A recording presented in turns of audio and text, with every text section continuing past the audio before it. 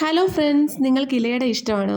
ഞാൻ കല്യാണം കഴിഞ്ഞ് ഹസ്ബൻഡിൻ്റെ വീട്ടിൽ ചെന്നിട്ടാണ് ഈ അട ആദ്യമായിട്ട് സ്വന്തമായിട്ട് പരത്തുന്നത്. ഓട്ടടയും ഞാൻ അവിടെ നിന്നാണ് ആദ്യമായിട്ട് കഴിക്കുന്നത്.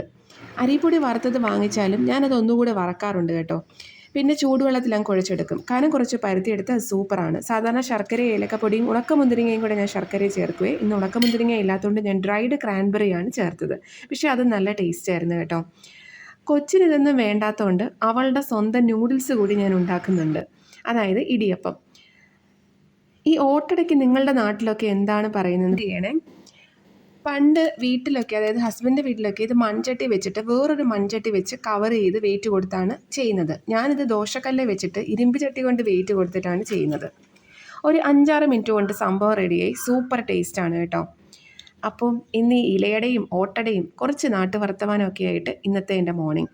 അപ്പോൾ സബ്സ്ക്രൈബ് ചെയ്യാതെ ആരെങ്കിലും എൻ്റെ ചാനൽ കാണുന്നുണ്ടെങ്കിൽ ഇഷ്ടപ്പെട്ട ഒന്ന് സബ്സ്ക്രൈബ് ചെയ്തിട്ട് ആ ബെല്ലൈക്കൺ ഓൾ എന്ന ഓപ്ഷനും കൂടെ ഒന്ന് പ്രസ് ചെയ്തേക്കണേ. അപ്പോൾ താങ്ക്